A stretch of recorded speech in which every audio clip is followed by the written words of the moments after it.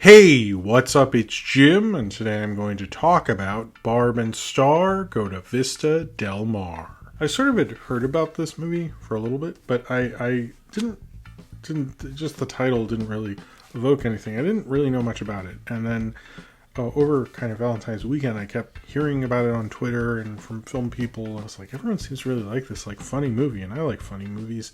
And my wife and I were like not sure what to watch on Valentine's Day.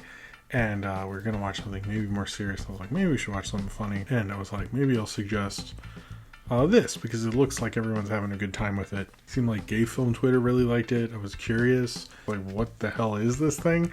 And I really, really love this movie. It is so much fun. It's so funny. It's ridiculous and absurd and positive and lighthearted. I would say, like, the most innocent Dadaist kind of comedy you could think of in the most amazing way. Barb and Star Go to Vista Del Mar is much like, I think, Eurovision we got over the summer, where normally I don't maybe love every Kristen Wiig movie. I don't love every Will Ferrell movie or anything, but it's like having a really funny comedy I can watch an infinite amount of times and still find little silly jokes in them like these. Barb and Star Go to Vista Del Mar is about two female friends, Barb and Star, who live together. They work in their Midwestern town at it's a furniture store. I forget which furniture store. They work there, and that place is closed, and they need to sort of figure out what to do with themselves, and they decide, after getting a suggestion from a friend, to go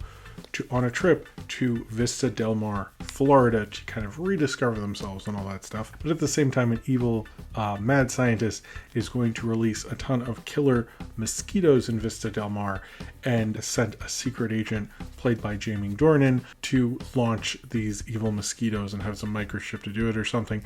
This plotline does not matter, but it's sort of part of it. Barb and Star are having a good time. They meet up with Jamie Dornan's character. They start having more of a love relationship with him, a sexual relationship, whatever. And then he gets like second feet over doing this for an evil mad scientist who's also played by Kristen Wiig, who is going to release all these mosquitoes. He's thinking of not doing that and thinking more about Barb and Star and their kind of enthusiasm and wonderful friendship. They're having problems over whether to figure out what to do, if they should hang out with Jamie Dornan's character of Edgar, or they should do things together.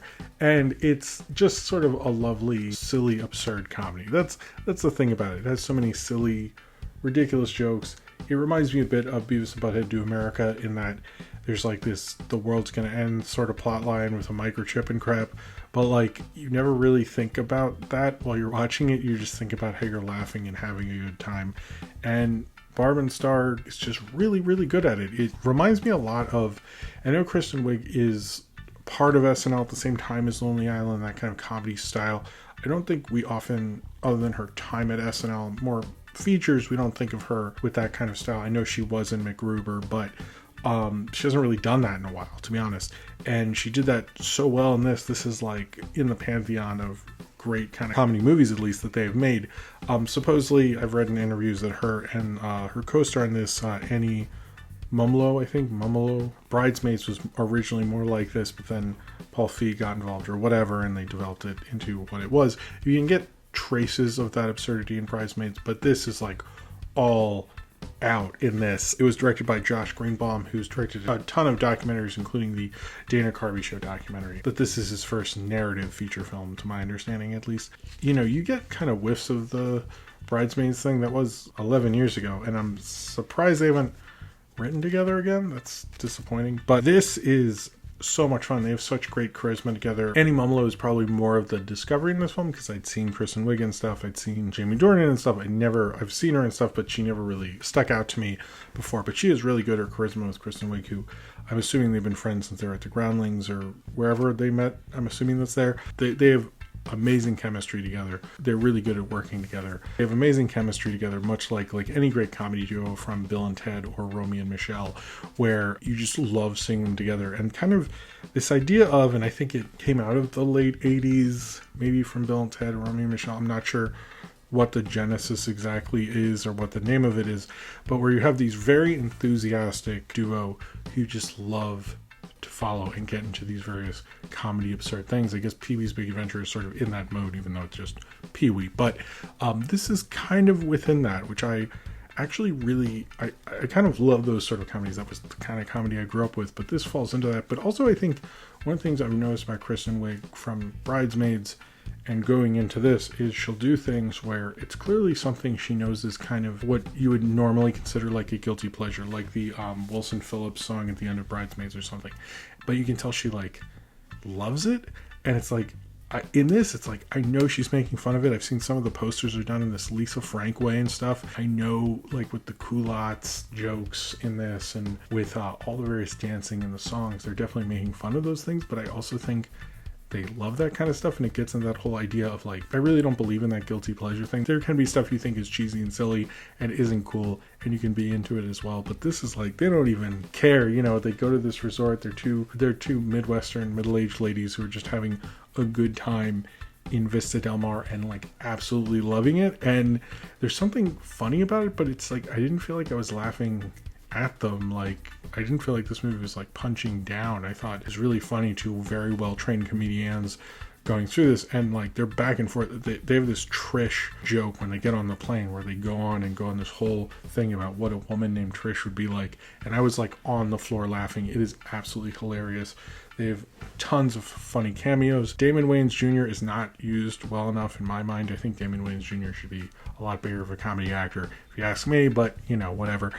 Jamie Dornan, I don't think I've ever seen really be funny in it. I don't know his filmography, like, other than like 50 Shades, but he was funny in this. And I've heard some people say the interesting casting of his would be that like a middle-aged Midwestern woman would know his name and think he's sort of exotic because of Christian Grey. I was like, yeah, well, I don't know if that's like stereotyping too much, but I'll meet you halfway there. That is true, I guess.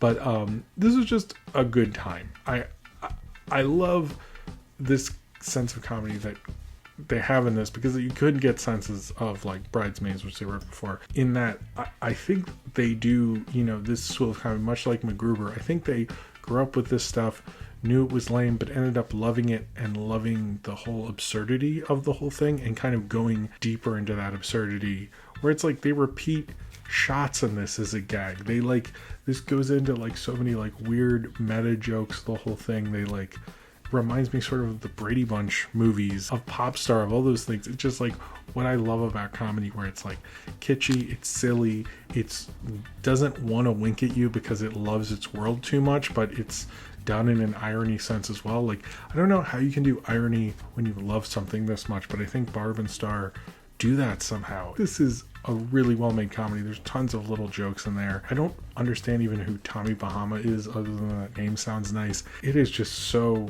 remarkably infectious, and I left this movie having a wonderful Valentine's Day with my wife, watching this fun film. And I think Barb and Star Go to Vista Del Mar is really like a gem I did not expect, and I'm so happy that I got to.